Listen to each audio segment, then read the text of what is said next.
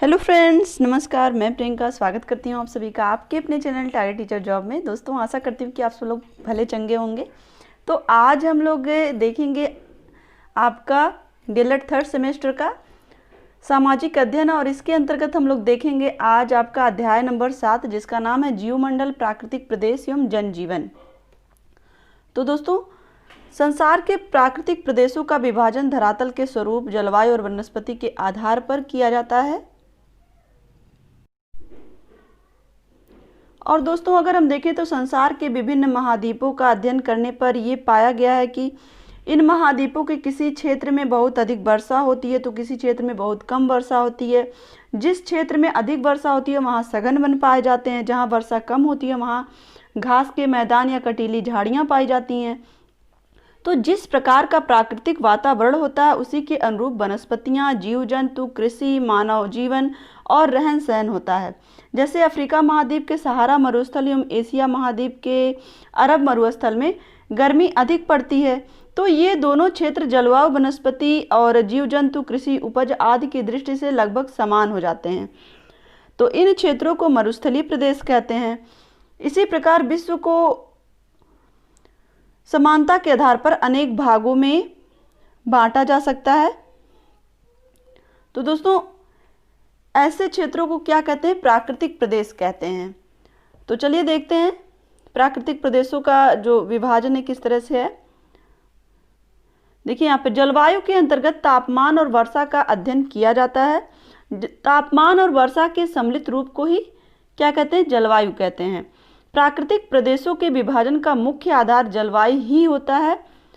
और यहाँ पर देखिए, क्योंकि प्राकृतिक पर्यावरण के घटकों में जलवायु सर्वाधिक महत्वपूर्ण घटक है। तो दोस्तों, अगर हम सिंपल सी बात करें तो जहाँ पर हमारे लिए चीज़ें अनुकूल रहेंगी हम वहीं पे रहेंगे। जैसे आज हम अपने जगह या हमारा घर जहाँ पे है वहाँ पे हमें उपयुक्त हवा मिल रही है, पानी मिल रहा है, तभी हम यहाँ पे हैं। तो जहाँ पर चीज़ें अनुकूल होती हैं, परिस्थितियाँ जहाँ पे अनुकूल होती हैं वहीं पर ही जीवन संभव होता है। तो यहाँ पर हम देखें, प्राकृतिक पर्यावरण के घटकों में जलवायु सर्वाधिक महत्वपूर्ण घटक है जो मिट्टी, जंतुओं और वनस्पतियों को प्रभावित करती है। मानव जीवन एवं रहन सहन का सीधा संबंध भी जलवायु से ही होता है। क्लियर? तो सामान्य रूप से संसार को निम्नलिखित बृहत प्राकृतिक प्रदेशों में बांट सकते हैं। तो सबसे पहले यहाँ देखते हैं शीत कटिबंधीय प्रदेश, जिसके अंतर्गत कौन कौन से प्रदेश आते हैं? टुंड्रा प्रदेश और टैगा प्रदेश। तो दोस्तों, आज इस वीडियो में हम लोग टुंड्रा प्रदेश और टैगा प्रदेश के बारे में ही देखेंगे। और उसके बाद शीतोष्ण कटिबंधीय प्रदेश के अंतर्गत भूमध्य सागरीय प्रदेश आते हैं, शीतोष्ण घास के मैदान आते हैं, शीतोष्ण पठार और मरुस्थल आते हैं, पश्चिमी यूरोपीय तुल्य प्रदेश आते हैं, ये सारी चीज़ें। और इसके अंतर्गत आते हैं शीतोष्ण मानसूनी या चीन तुल्य प्रदेश और सेंट लॉरेंस तुल्य प्रदेश। तो आज हम देखेंगे यहाँ पर शीत कटिबंध के प्रदेश। क्लियर? यहाँ पे हम देखेंगे शीत, यहाँ पे तह कटिबंध के प्रदेश। तो दोस्तों, यहाँ पर सबसे पहले देखते हैं, दोनों गोलार्धों में 66.1/2 अक्षांश से ध्रुवीय केंद्रों के बीच के क्षेत्र को शीत कटिबंध कहते हैं। तो दोस्तों, यहाँ पर देखिए, दोनों गोलार्धों में 66.1/2 अक्षांश से ध्रुवीय केंद्रों के बीच के जो क्षेत्र होते हैं वो शीत कटिबंध के अंतर्गत आते हैं। यहाँ पर सूर्य की किरणों के अत्यधिक तिरछे पड़ने के कारण ही तापक्रम जो होता है, यानी कि जो सूर्य का ताप होता है वो बहुत नीचा रहता है। क्योंकि दोस्तों, आपको पता है कि जो हमारी पृथ्वी है वो थोड़ी झुकी हुई है, तो उसके झुकाव की वजह से ही क्या होता है कि जो सूर्य की किरणें होती हैं वो तिरछी पड़ती हैं। क्लियर? तो इस कटिबंध में सूर्य कभी भी लंबवत नहीं हो पाता है और ध्रुवों के पास 6 महीने का दिन और 6 महीने की रात होती है। तो दोस्तों, अभी हम देखेंगे ध्रुवीय टुंड्रा प्रदेश क्या है। क्लियर? यहाँ पे देखिए, ध्रुवीय वृत्त के अंदर जहाँ अधिक ठंड होती है टुंड्रा प्रदेश कहलाता है। यानी कि ध्रुवीय वृत्त के अंदर, यानी कि जो ध्रुवीय पोर्शन हम जिसे मानते हैं वो टुंड्रा प्रदेश के अंतर्गत आता है। इसके आगे हम लोग देखेंगे कि किस तरह से कहाँ तक टुंड्रा प्रदेश के अंतर्गत आता है। यहाँ खास तरह की वनस्पतियां पाई जाती हैं जिन्हें टुंड्रा वनस्पतियां कहते हैं। तापक्रम के अभाव में वनस्पतियों का विकास भी नहीं हो पाता, क्योंकि दोस्तों पेड़ पौधे के लिए भी जिस तरह से हम लोगों के लिए सूर्य का प्रकाश बहुत ही ज़्यादा महत्वपूर्ण है, उसी तरह से पेड़ पौधों के लिए भी सूर्य का प्रकाश बहुत ही महत्वपूर्ण है। इस वजह से वहाँ पे ताप का जो प्रभाव होता है वो कम होने की वजह से ही जो वनस्पतियाँ हैं उनमें अधिक विकास नहीं हो पाता है। केवल कुछ स्थानों पर बिलो वृक्ष या झाड़ियाँ यानी कि छोटी छोटी झाड़ियाँ मिलती हैं। तो दोस्तों ये क्वेश्चन आपके एग्जाम में पुटअप कर सकता है कि जो टुंड्रा प्रदेश है वहाँ पर किस तरह की वनस्पतियाँ पाई जाती हैं। किस तरह की वनस्पतियाँ पाई जाती हैं? विलो वृक्ष और झाड़ियाँ, छोटी छोटी झाड़ियाँ पाई जाती हैं, वो भी कहीं कहीं पर। तो दोस्तों सबसे पहले जान लेते हैं कि इसका विस्तार क्या है। ठीक, तो टुंड्रा प्रदेश उत्तरी गोलार्ध में 65 डिग्री उत्तरी अक्षांश के उत्तर में उत्तरी ध्रुव के समीपवर्ती भागों में एक पतली पेटी के रूप में विस्तृत है। तो दोस्तों यहाँ पर देखिए, आपको तो पता ही होगा कि ये हमारा ग्लोब है, यहाँ पे आपका बीचों बीच क्या है, आपकी विषुवत रेखा है, और यहाँ पर आपका 23.5 डिग्री उत्तरी और दक्षिणी कर्क और मकर आ जाता है 23.1/2 डिग्री पे।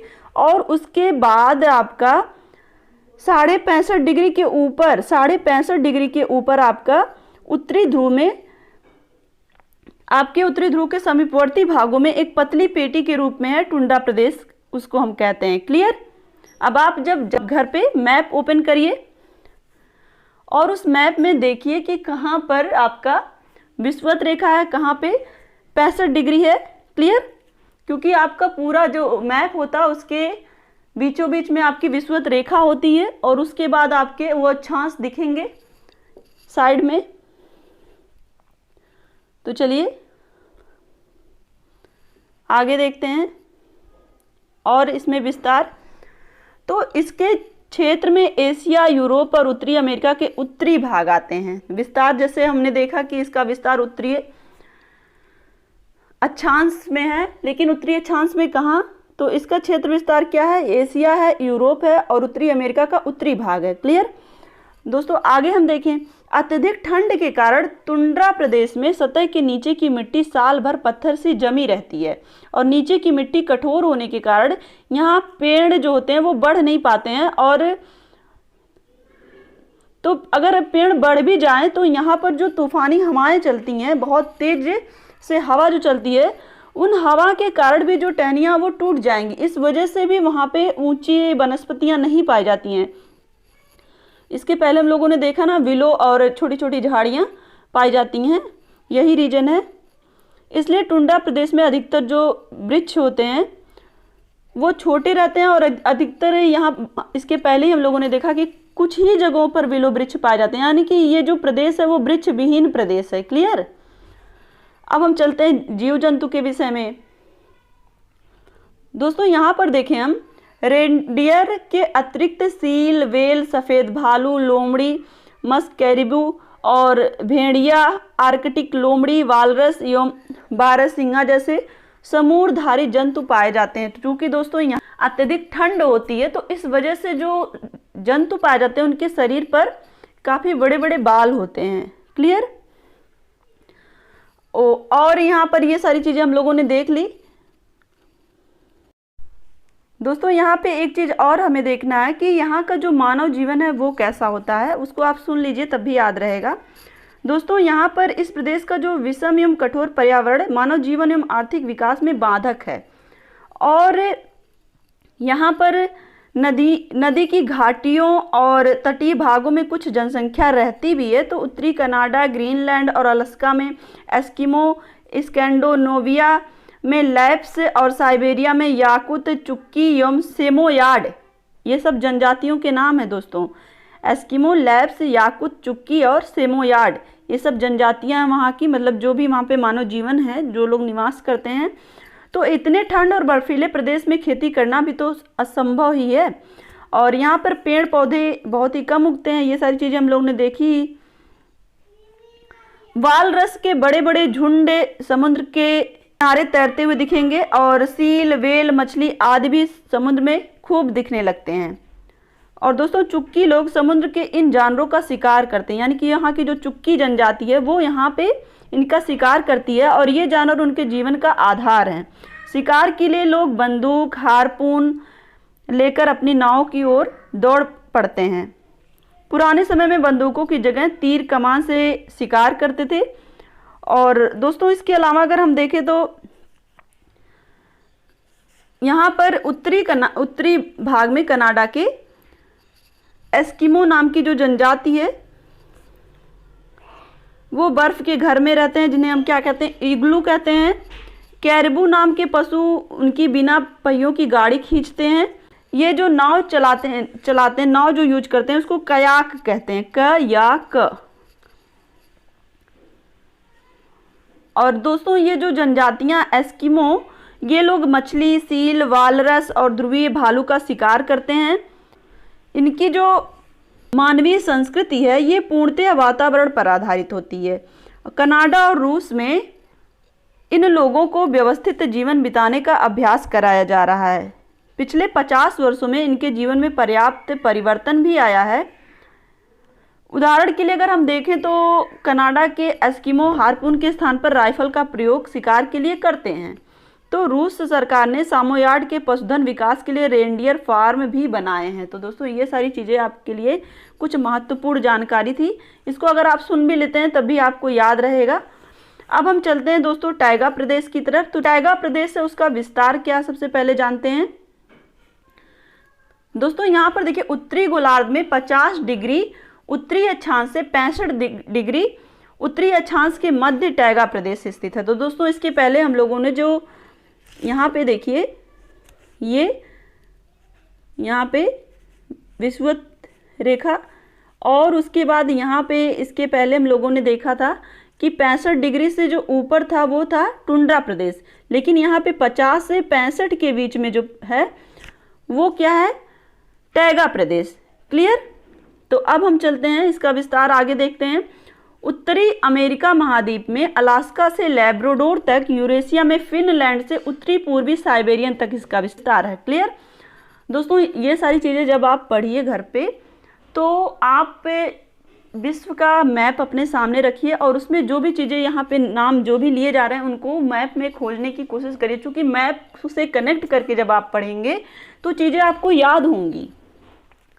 और दोस्तों यहाँ पर देखिए बारखोयास्क नगर इसी प्रदेश में स्थित है जो ठंडक का प्रदेश कहा जाता है। तो यहाँ पर आगे हम देखें 6 से 7 माह बर्फ से ढके रहते हैं नदियाँ और जलाशय। क्लियर। इस प्रदेश में शंक्वाकार वन, जिन्हें साइबेरियन में टैंगा कहते हैं, टैंगा रूसी भाषा का शब्द है। क्लियर। अब हम देखें इन वनों को बोरियल वन भी कहते हैं। इसके प्रमुख वृक्ष कौन कौन से हैं देखते हैं। इसके वृक्ष हैं चीड़ यानी कि पाइन, फर, स्प्रूस और लार्च इसमें प्रधान है। ताप कम होने के कारण वाष्पीकरण कम होता है, अतः कम वर्षा में भी वन उगते रहते हैं और सदा हरे भरे रहते हैं। इनमें पतझड़ का मौसम नहीं होता है। क्लियर। तो दोस्तों इसके पहले जब हम लोग देख रहे थे टुंड्रा प्रदेश, तो वहाँ पर ऊंचे वृक्ष नहीं पाए जाते, लेकिन इस ये जो आपका बेल्ट है यानी कि 50 से लेकर 65 के बीच का जो बेल्ट है इसमें आपके वृक्ष पाए जा रहे हैं। कौन कौन से वृक्ष हैं? चीड़, फर, स्प्रूस, लार्च, ये सारे वृक्ष हैं। अब दोस्तों इन वृक्षों की क्या और विशेषताएं हैं?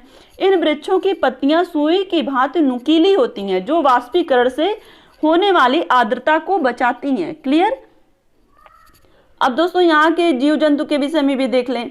यहाँ रेनडियर, कैरिबू, हिरन, बारहसिंगा, वीवर, फिसन, रीछ, लोमड़ी, भेड़िया आदि समुद्रधारी जानवर पाए जाते हैं। क्योंकि दोस्तों कुछ ना कुछ सिमिलरिटी है ना, ठंडे प्रदेश है तो यहाँ टैंगा और टुंड्रा में ज़्यादातर जो जीव जंतु है वो कुछ सिमिलरिटी रहती है। क्लियर। अब शीत ऋतु में ठंड से बचने के लिए जो टुंड्रा प्रदेश के कुछ जानवर हैं इस प्रदेश में आ जाते हैं, यानी कि जो इसके ऊपर टुंड्रा प्रदेश जो हम लोग पढ़े यानी कि 65 से ऊपर वहाँ के जो जानवर रहते हैं वो शीत ऋतु से बचने के लिए दक्षिण की तरफ आते हैं। जैसे यहाँ पर हम देखेंगे ये आपका है विषुवत और यहाँ पे देखिए इसके पहले हम लोगों ने इधर का ऊपर का पोर्शन क्या है आपका टुंड्रा है, ये आपके यहाँ तक टुंड्रा प्रदेश है। ठीक। और यहाँ जो बीच का पोर्शन बच रहा है ये टैंगा है। क्लियर। तो टैंगा प्रदेश में टुंड्रा के कुछ जानवर आ जाते हैं। क्यों? क्योंकि वहां इससे भी ज्यादा ठंडक है। क्लियर। अब यहां पर हम देखें, उदाहरण के लिए अगर हम देखें तो शीत ऋतु में साइबेरियन पंछी यानी कि साइबेरिया के पंछी भारत के उत्तरी मैदानी भाग में शरण लेते हैं और ग्रीष्म काल आने पर पुनः साइबेरिया की तरफ लौट जाते हैं। तो साइबेरिया में ट्रांस साइबेरियन रेल तथा कनाडा में कनेडियन नेशनल और कनेडियन पैसिफिक रेल मार्ग इस वन प्रदेश के दक्षिणी सीमा पर स्थित हैं। चूंकि दोस्तों उत्तरी सीमा तो ज़्यादा ठंडक रहेगी और उसमें अधिक बर्फ होगी, जैसे जैसे ऊंचाई बढ़ेगी उत्तरी सीमा की तरफ तो बर्फ जो पड़ेगी वो और ज़्यादा पड़ेगी। तो इसलिए दक्षिणी भाग में जो साइबेरिया के दक्षिणी भाग में रेल मार्ग हैं। क्लियर। अब दोस्तों आज के लिए बस इतना ही, और इसमें का जो बचा हुआ पोर्शन है वो हम लोग नेक्स्ट वीडियो में कवर करेंगे।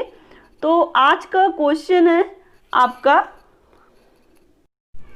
दोस्तों आज का क्वेश्चन है कि आपके टुंड्रा प्रदेश में किस तरह की वनस्पतियां उगती हैं। बस आज एक ही क्वेश्चन रहेगा और आशा करती हूँ कि मेरे जितने भी भाई बहन वीडियो देख रहे हैं वो सारे अब इस प्रश्न का उत्तर देंगे। और दोस्तों आप अपनी मेहनत जारी रखिए, वीडियो को लाइक कर दीजिए और कमेंट करके हमें ज़रूर बताइएगा कि हमारा ये प्रयास आपको कैसा लगता है। साथ ही अगर आप चैनल पर नए हैं तो प्लीज़ चैनल को सब्सक्राइब करके बेल आइकन बटन को जरूर प्रेस कर लीजिए, जिससे हमारे सभी वीडियोज की नोटिफिकेशन आपको मिल सके। तो इसी तरह से अपना ध्यान रखिए, अपनों का ध्यान रखिए, अपने आसपास सफाई रखिए। हमसे जुड़ने के लिए थैंक यू सो मच। जय हिंद।